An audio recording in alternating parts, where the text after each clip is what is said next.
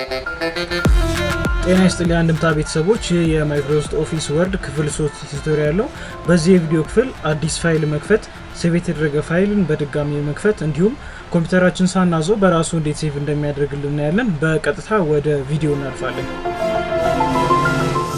አዲስ ፋይል ለመክፈት የተለያዩ መንገዶች ይኖራሉ፣ ግን ዊንዶውስ 10 ነው የኔ ፒሲ። ዊንዶውስ 10 8 ከዛው ከ8 በኋላ ያሉት ፒሲዎች ላይ ቀላሉ መንገድ እዚች ጋር ያለችውን የስታርት ምልክት ወይም ኪቦርዳችን ላይ ያለውን የስታርት ምልክት በመጫን የምንፈልገውን ሶፍትዌር አሁን ወርድ ነው የምንፈልገው ወርድ ብለን ኪቦርዳችን ላይ ስንጽፍ ይመጣልናል። ራሱ ወርድ ላይ አንድ ጊዜ ክሊክ በማድረግ ወርድን መክፈት ይችላል ማለት ነው። እዚህ ጋር ከሚመጡልኝ ምርጫዎች እነዚህ የተለያዩ ቲሞች ናቸው። እኔ ግን እንደ አዲስ ከራሴ ስለሆነ መስራት የምፈልገው ብላንክ ዶክመንት የሚለውን መርጣለሁ።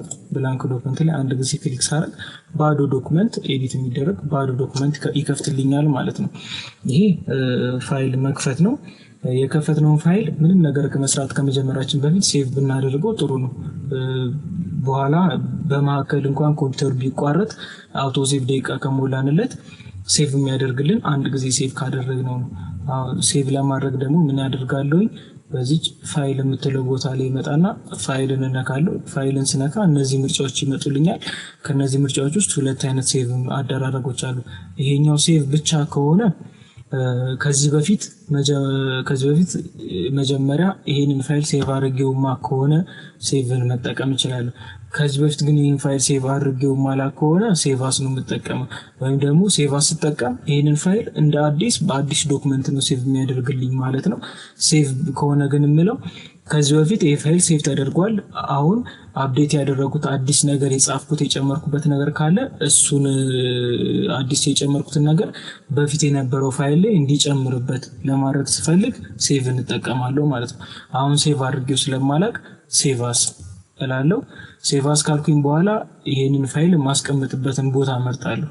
ይሄንን ፋይል ማስቀመጥበትን ቦታ ለመምረጥ እዚህ ጋር ብራውዝ የምትለውን እጫናለሁ። ብራውዝ ካልኩኝ በኋላ ቦታውን ነው የምፈልገው።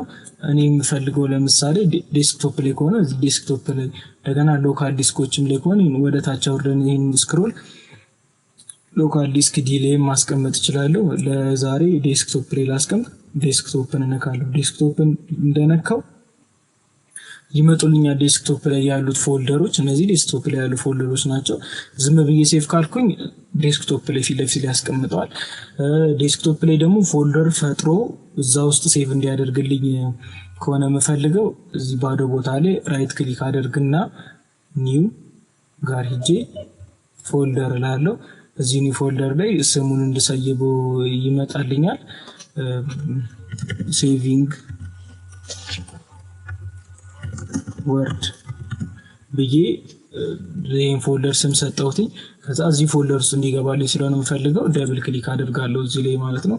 ከዛ መቅጠል ፋይል ኔም የዶክመንቱ ምን ብሎ ሴቭ ያድርገው የሚለውን ደግሞ እዚህ ጋር ስም አስገባለታለሁ። ወርድ ባደርገው የፋይሉን ሴቭ እዚህ ጋር ወርድ ዶክመንት መሆኑን ቼክ አደርጋለሁኝ። ከዛ ሴቭ ማለት ነው ከሚጠበቀው ማለት ነው። አሁን ፋይላችንን ሴቭ አድርገናል። ይሄን ዶክመንት ሴቭ ተደርጓል። ከዚህ በኋላ ለምጽፈው ነገር ሁሉ እየጻፍኩኝ ሴቭ አስ ማለት ድጋሚ አይጠበቅብኝም። ሴቭ ማለት ብቻ ነው የሚጠበቅብኝ። እዚህ ፋይል ጋር ገብቼ አዲሽናል ነገር ከጨመርኩኝ በኋላ ሴቭ እላለሁ። ወይም ደግሞ እዚህ ጋር የሴቭ ምልክት አለችልኝ። ሴቭን በመንካት አዲሽናል ኢንፎርሜሽን ሴቭ አድርጋለሁ። በሌላ ደግሞ በኪቦርድ ሾርትከት ደግሞ ኮንትሮልን ይዘን ኤስን በመንካት አዲሽናል የምንጨምራቸውን ነገሮች ሴቭ ማድረግ እንችላለን ማለት ነው። አሁን እንደዚህ ሴቭ ካደረግን በኋላ ስራችንን ለዛሬ ከጨረሰን እንዘጋዋለን። ከዘጋን በኋላ በቀጣይ በሌላ ቀን ስንመጣ ይሄንን ፋይል እንዴት ነው የምንከፍተው? በቃ ያስቀመጥንበት ቦታ ላይ መሄድ ነው። እዚህ ሴቪንግ ወርድ ውስጥ ነው ያስቀመጥኩት። ከፍታለሁ እሱ ፎልደር። ከዛ ወርድ የሚለው ዶክመንት ይኸውና ደብል ክሊክ በማድረግ ከዚህ በፊት ሴቭ ያደረኩትን ፋይል ማግኘት እችላለሁ ማለት ነው። ይሄንን እዚሁ ኤዲት ማድረግ ነው። ከዚህ በሌላ መንገድ ደግሞ እዚህ ሌላ ነገር እየሰራሁኝ በማከል ይሄን የበፊቱን ፋይል ብፈልግ ፋይል እላለሁኝ። ከዛ ኦፕን የሚል ከነካውኝ በኋላ እዚህ ጋር ሪሴንት ፋይሎችን ያስቀምጥልኛል። በቅርብ በመጨረሻ ሴቭ ያደረኳቸው ፋይሎች ናቸው። የቆየ ፋይል ከሆነ ደግሞ ብራውዝ በማለት ቦታውን መፈለግ ነው። ባክ ብሎ ዴስክቶፕ ላይ ነበር ያስቀመጡት። ዴስክቶፕ ላይ ገባለሁ። ከዛ ሴቪንግ ወርድ የሚል ፎልደር ውስጥ ወርድ የሚል ብዬ ነው ሴቭ ያደረኩት። እሱን ኦፕን ብዬ የበፊት ፋይሌን ማግኘት እችላለሁ ማለት ነው። ሴቭ ስለማድረግ ይሄን አክል ካየን ደግሞ ዴስክቶፕ ኮምፒውተሮች ላይ ወይም ደግሞ ዳይሬክት የሆነ ፒሲ ላይ ስንጠቀም እየተጠቀምን በማዕከል መብራት ቢጠፋ ወይ ደግሞ ኮምፒውተሩ ስታክ ቢያደርግ በተለያዩ ችግሮች ብቻ ወርድን መስራት ባንችልና ሴቭ ሳናደርግ ፋይላችን ቢጠፋብን ያ ነገር እንዳይከሰት ምን ማድረግ አለብን? ቀድመን አውቶሴቭ ማለት እኛ ደቂቃ እንሰጠዋለን። በዛ በሰጠነው ደቂቃ መሰረት ራሱ ሴቭ ያደርግልናል ማለት ነው። እና አውቶሴቭ ለማድረግ ምንድነው የምናደርገው? ፋይል የሚለው ጋር እንነካለን። ፋይል ጋር ከነካን በኋላ እዚህ ከታች ኦፕሽንስ የምትለው ጋር እንመጣና ኦፕሽንስ የምትለው እንነካለን።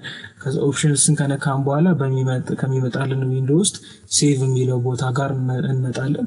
እቺን ሴቭ የምትለው እንነካለን።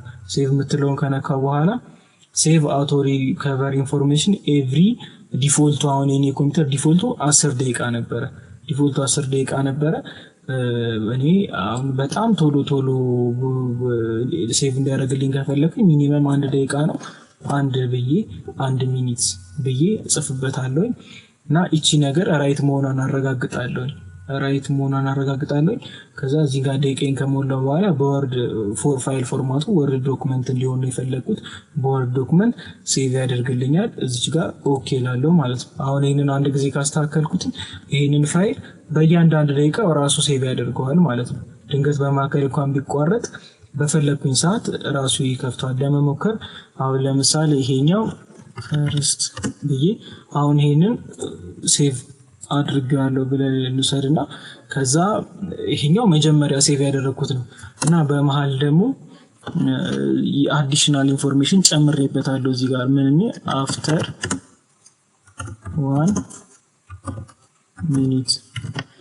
1 ሚኒት ብዬ ጨምሬበታለሁና ይሄንን ሴቭ አላደረኩትም እና ከአንድ ደቂቃ በኋላ ይሄ መብራት ጠፋብኝ ብለን እንውሰድና ከዛ እንዴት እንደሚከፈት ደግሞ እናያለን። እስካሁን 1 ደቂቃ እንጠብቀዋለን።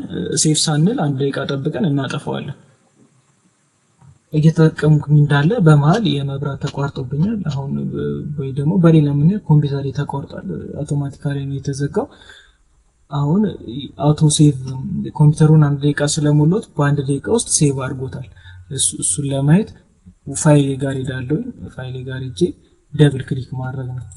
ከዚህ በፊት እንደምከፍተው ደብል ክሊክ አድርጌ ፋይሌን ስከፍት ልክ በመጀመሪያ እንደከፈትኩትኝ ያመጣልኛል ማለት ነው። አሁን ፈርስት ብቻ ያልኩት መጀመሪያ እኔ ሴቭ ያልኩበት ኦሪጂናል ዶክመንቱ ነው።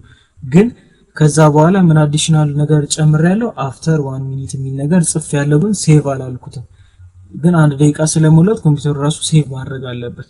እሱን ለማግኘት እዚህ ጋር አቫይለብል ፋይሎቹ ይደረደሩልኛል። ይሄኛው ፋይል ኦሪጂናል ፋይል ይላል።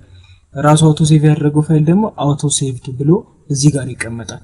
እሱን አንድ ጊዜ ክሊክ በማድረግበት ሰዓት ራሱ ሴቭ አድርጎልኛል። አፍተር 1 ሚኒት የሚለው ራሱ ያመጣዋል ማለት ነው። አሁን ይሄ አውቶ ሴቭድ ነው። እኔ ሴቭ አድርጓለሁ ማለት ነው። ይሄኛው እዚሁ ላይ ኤዲት ለማድረግ ሴቭ አንድ ጊዜ ሴቭ እንደ አዲስ ዶክመንት ነው ሴቭ የሚያደርግልኝ።